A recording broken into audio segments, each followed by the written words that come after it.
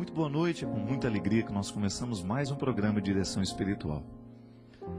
A gente tem acompanhado pelos noticiários que cada vez mais a vida tem sido ameaçada. Eu sofro no meu canto, você sofre no seu. Cada um sofrendo essa ameaça em medidas diferentes. Mas uma coisa é certa. No mundo de hoje se estabelece uma realidade grandiosa, que abrange muitas e muitas pessoas que estão sendo ameaçadas pela vida. Ou pela morte, né? Ameaçando a vida. A gente acompanhou nessa semana o desfecho trágico de uma situação onde uma garota trancafiada durante 4 dias numa casa, refém de alguém que dizia amá-la, refém de uma pessoa que dizia ter algum apreço por ela. Fico pensando, minha gente, aquela notícia chegou até nós.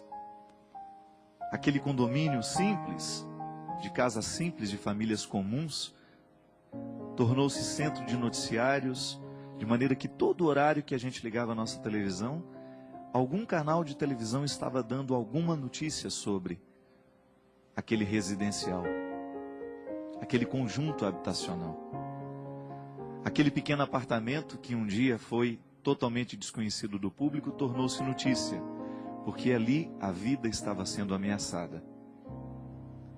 Só que hoje, agora, neste momento, há muita violência acontecendo e nós não estamos sabendo. Porque a violência é tão grande o número de violências que ocorre todos os dias, que nós não temos condições de ficar sabendo de todas elas.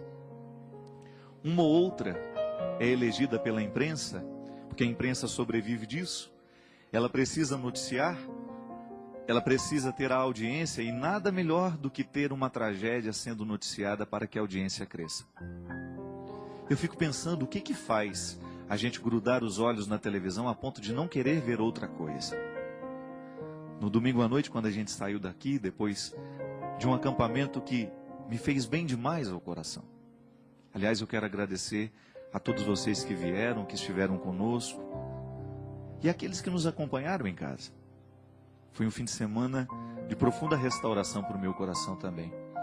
E quando a gente chegou em casa, estava eu, minha mãe, algumas amigas dela, e a gente estava com os olhos grudados no noticiário para ver tudo aquilo que estava acontecendo lá na casa, no apartamento, o destino da pobre Eloá, que até então não havia morrido.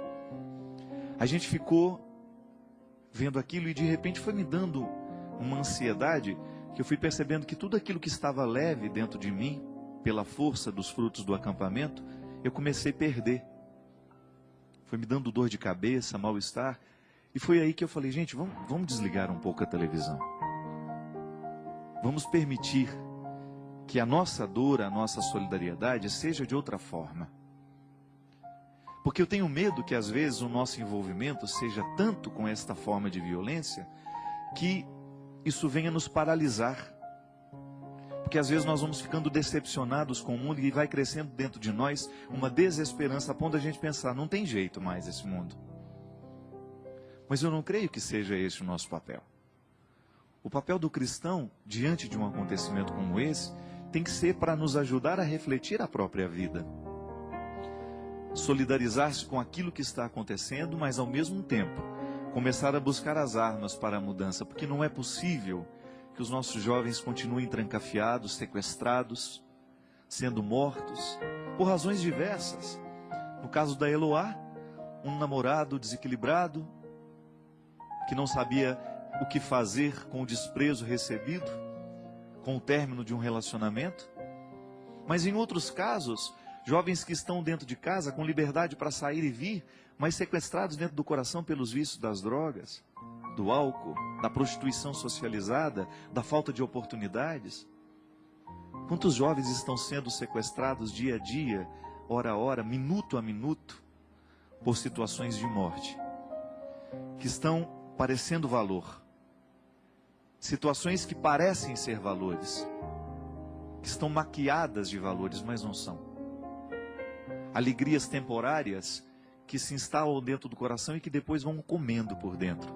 Assim como a osteoporose vai comendo lentamente aquele que a tem.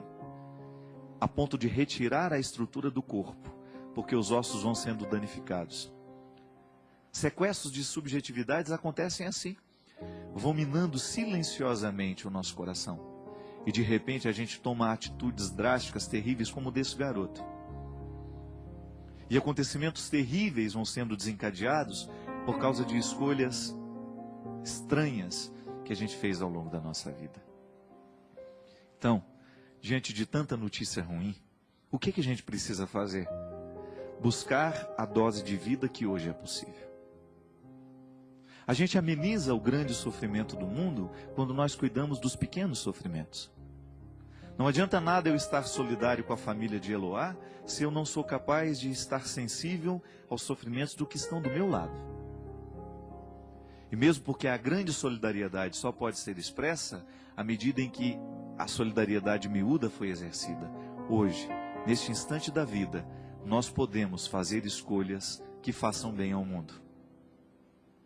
Quem sabe, pensando um pouquinho sobre a nossa atitude, sobre o nosso jeito de viver, sobre aquilo que a gente está assistindo insistentemente, sobre aquilo que está fazendo ser importante dentro do nosso coração no dia de hoje. Há tanta morte que às vezes entra dentro do nosso coração, há tanto poder de morte que às vezes entra dentro de nós, nos sequestra, sequestra os outros. Quando um pensamento ruim toma conta de nós, por exemplo, quando o pessimismo do mundo encontra lugar no nosso coração, quando ele vem se alojar dentro de nós. Aí a violência que aconteceu naquele apartamento acontece dentro de mim também. Porque eu não estou imune. Mesmo que eu nunca tenha coragem de pegar uma arma e entrar dentro de um apartamento e fazer o mesmo que o jovem Lindenberg fez, pode ser que eu tenha coragem de fazer de outras formas, mais veladas, onde eu faço do meu discurso uma forma de violência, quando eu faço da minha atitude uma atitude violenta, quando eu agrido as pessoas mesmo sem estender os braços na direção delas, mesmo que não seja uma violência declarada, mas às vezes a violência da convivência, quando eu não permito que o outro seja ele, quando eu não permito que o outro tenha oportunidades, quando eu fico puxando o tapete do outro, quando eu não estou comprometido com a felicidade do outro. Tudo é forma de violência. Estranha, mas é. Diferente, mas é. É sequestro. Estranho, diferente, mas é também. Por isso que a sabedoria da vida nos ensina que a gente precisa olhar o que a gente pode fazer. Diante de tantas atrocidades, diante de tantas coisas desagradáveis que hoje nos acontecem, que hoje acontecem na vida das pessoas, nós precisamos reagir. Nós não temos o direito de nos fechar nos nossos pessimismos, nas nossas faltas de esperanças. Nossas faltas de esperança não mudam o mundo. O que muda é o momento em que a gente arregaça a manga e fala: olha, eu vou cuidar daquilo que eu posso. Tenho aqui minha casa, vou olhar nos olhos dos meus filhos e vou ver se também eles não estão sendo vítimas de violências, que poderão um dia se tornarem notícias na televisão. Porque se a gente não cuida da violência de hoje, pequena, mínima e velada, pode ser que ela venha nos surpreender de maneira grande qualquer dia desse. Grandes tragédias acontecem em pequenos descuidos. E quando nós humanos nos comprometemos com a ordem das coisas, com a ordem da nossa casa, com a vigilância da nossa família, do nosso lar, a gente está, de alguma forma, protegendo-a, para que estas grandes violências não venham a acontecer também dentro da nossa casa. Ninguém pode morrer em vão, não, minha gente. A morte dessa jovem tem que nos ensinar. A morte dessa menina tem que nos fazer prestar atenção na maneira como nós estamos educando os nossos filhos. Essa menina não pode ter morrido em vão. Eu considero um martírio isso.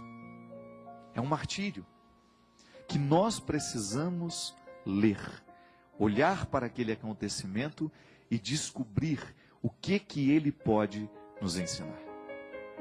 Por isso que diante deste Calvário que hoje o Brasil inteiro está tendo a oportunidade de ver e de contemplar, a gente precisa parar.